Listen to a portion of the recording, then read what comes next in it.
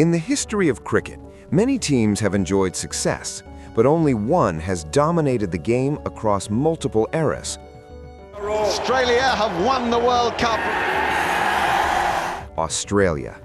For more than a century, Australian cricket has produced relentless competitors, world-class players, and teams that perform when the pressure is highest. Where do you get that from?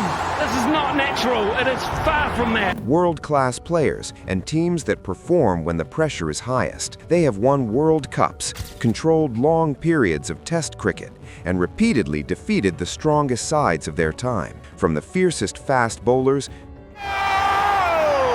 He's knocked him over with a ripper. to some of the most influential batters the game has seen, Australia's success has never depended on one generation alone. When one era ends, another begins. This reputation did not happen by chance. As one of the earliest nations outside England to adopt cricket, Australia's rivalry with England, born in 1882 and known as the Ashes, shaped the country's cricketing identity and laid the foundation for sustained excellence. Today, we explore how Australia became the most feared team in the history of cricket and why that fear has endured for generations. The beginning. Australia finds its identity, 1877 to 1899. Australian cricket began under the shadow of England. In March 1877, Australia hosted England at the Melbourne Cricket Ground in what would later be recognized as the first Test match in history. England were expected to win. They had the experience, the structure, and the reputation. Australia won by 45 runs. Charles Bannerman scored 165 not out, the first Test century, and Australia defended a modest total with disciplined bowling. The result shocked English cricket. This was not dominance, but it was defiance. Throughout the late 19th century, Australia developed a reputation for playing hard but fair, using pace bowling aggressively, treating England as equals rather than superiors. The Ashes rivalry, formally born in 1882 after Australia defeated England by 7 runs at the Oval, became the emotional foundation of Australian cricket. By the 1890s, Australia were winning Ashes series regularly at home, driven by players like George Giffen and Joe Darling. The belief that Australia belonged at the top level was now embedded. Early 20th century, talent without dominance, 1900 to 1929. As the 20th century began, Australia were no longer challengers, they were permanent members of elite cricket. But they were not yet feared. Between 1901 and 1929, Australia played 12 Ashes series. They won some, lost some, and drew others. What defined this era was instability, not weakness. Key series and matches. 1901 to 02 Ashes, Australia. Australia won 4-1, asserting dominance at home. The series confirmed that Australian conditions, hard pitches and pace bowling, were a genuine advantage. 1902 Ashes, England. Lost 2-1 despite extraordinary performances by Victor Trumper, including a famous century at Old Trafford. England narrowly won the decisive Test at the Oval. This series is historically important because every Test was closely contested, reinforcing Australia's competitiveness but also highlighting inconsistency. The Victor Trumper effect.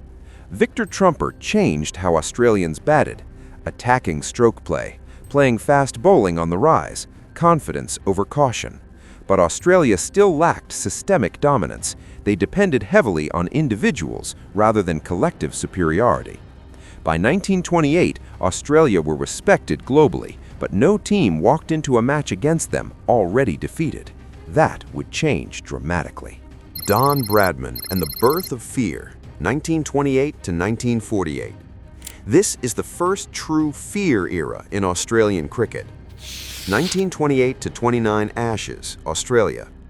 Bradman announced himself with 452 runs, including 112 at Melbourne. Australia won the series 4-1. England realized they were dealing with something unprecedented. 1930 Ashes, England. This remains one of the most statistically dominant series ever by a single player. Bradman, 254 at Lord's, 334 at Headingley, 232 at the Oval. Australia won 2-1, and England were psychologically broken despite avoiding a heavy series scoreline. 1932-33 Bodyline Series. England's response to Bradman was not technical, it was confrontational. Australia won 4-1, but the long-term impact was cultural.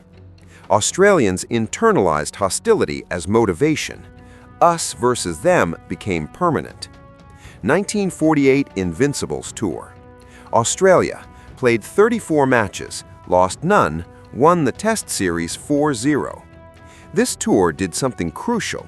It showed that dominance could be sustained without controversy. Australia were no longer just talented, they were inevitable. Post-Bradman Australia, maintaining authority. 1950 to 1969. Bradman retired in 1948, leaving a vacuum no individual could fill. Australia shifted focus from brilliance to structure. Key series. 1953 Ashes, England. England won 0-1. Australia struggled on uncovered pitches. 1954-55 Ashes, Australia. Australia won 3-1, reasserting control at home. Richie Benaud's leadership. As captain, Benaud emphasized attacking fields, spin as a match-winning weapon, tactical discipline. 1960-61 West Indies Series. Australia won 2-1, including the famous Brisbane Tide Test. This match is historically critical. Australia defended under extreme pressure, showed mental durability, cemented crowd support as a weapon. Australia were not feared yet, but they were extremely difficult to break. The 1970s, aggression becomes policy. The 1970s are where fear becomes deliberate. 1972 Ashes, England. Series drawn 2-2. Australia matched England physically and mentally. 1974-75 Ashes, Australia. Australia won 4-1. Dennis Lillee and Jeff Thomson bowled sustained short-pitched spells, exploited Australian pitches, physically dominated English batters. England were not outplayed, they were overwhelmed. 1975-76 West Indies Tour. Australia lost 5-1. This defeat is important. It exposed fitness gaps, highlighted the need for depth, directly influenced later dominance. Australia learned that intimidation alone was not enough. It had to be backed by conditioning. World Series Cricket, the transformation, 1977-1979. World Series Cricket did not damage Australia, it re-engineered them. Players returned with professional fitness standards, tactical awareness, reduced reverence for opponents. When official cricket resumed, Australia possessed the most physically prepared squad in the world. This is where fear became institutional. The Border Era, mental hardness, 1984-1994. Alan Border inherited chaos and built resilience. 1987 World Cup. Australia defeated England by 7 runs in the final. This match mattered because Australia defended a modest total. Fielding standards were decisive. Tactical discipline won the tournament. 1995 West Indies Tour. Australia won 3-2. This series officially ended West Indies' dominance and transferred psychological superiority to Australia. From this moment onward, teams stopped expecting to win long series against Australia. The Golden Era, systemic fear, 1999-2007. This is peak Australian dominance. 1999 World Cup, semi-final tied versus South Africa. Final, defeated Pakistan by 8 wickets. Test cricket, 16 consecutive test wins. Ashes victories 2001, 4-1, 2006-07, 5-0. 2003 World Cup, undefeated. Final, beat India by 125 runs. Opponents lost belief quickly because Australia dominated sessions, never relaxed standards, punished hesitation. Fear was automatic. Decline, controversy, and reset, 2008-2018. By 2008, Australian cricket entered unfamiliar territory. The retirement of multiple senior players after the 2006-07 Ashes dismantled a team that had dominated world cricket for nearly a decade. Australia still had talent, but the structure that sustained pressure across 5 days was gone. The 2009 Ashes in England, lost 2-1, reflected this shift. Australia failed to close out the first test at Cardiff, lost at Lord's and the Oval, and relied on a single win at Adelaide. For the first time in years, Australia looked uncertain in critical moments. The decline became unmistakable during the 2010-11 Ashes in Australia. England won 3-1, claiming victories in Brisbane, Perth, and Melbourne. Australia managed one win at Adelaide. It was England's first Ashes series victory in Australia since 1986-87, and it ended Australia's long-standing home dominance. Australia briefly regained control in the 2013-14 Ashes, winning 5-0 at home through sustained fast bowling and disciplined batting. However, the resurgence proved limited to familiar conditions. Overseas inconsistency continued, particularly in Asia. The 2015 World Cup, co-hosted by Australia, offered stability. Australia defeated New Zealand by 7 wickets in the final at Melbourne, winning their 5th ODI World Cup. The campaign restored confidence, but did not resolve deeper test issues. In 2018, the tour of South Africa forced a reckoning. The ball tampering incident in Cape Town led to leadership bans and public scrutiny. More damaging than the suspensions was the collapse of trust in Australian cricketing culture. By the end of 2018, Australia were competitive but no longer feared. Modern Australia, quietly restoring authority. 2019 to present. Australia's recovery after 2018 was deliberate and restrained. The 2019 Ashes in England, drawn 2-2, allowed Australia to retain the urn. Victories at Edgbaston and Old Trafford showed composure under pressure, while defeats and draws were handled without internal collapse. It was a controlled, professional campaign. In white ball cricket, progress accelerated. Australia won the 2021 T20 World Cup, defeating New Zealand in the final at Melbourne. The victory reflected improved planning, adaptability, and calm execution in knockout matches.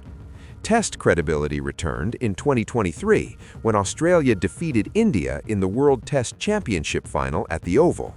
Strong first innings batting and disciplined fast bowling secured a comprehensive win against the world's most consistent test side.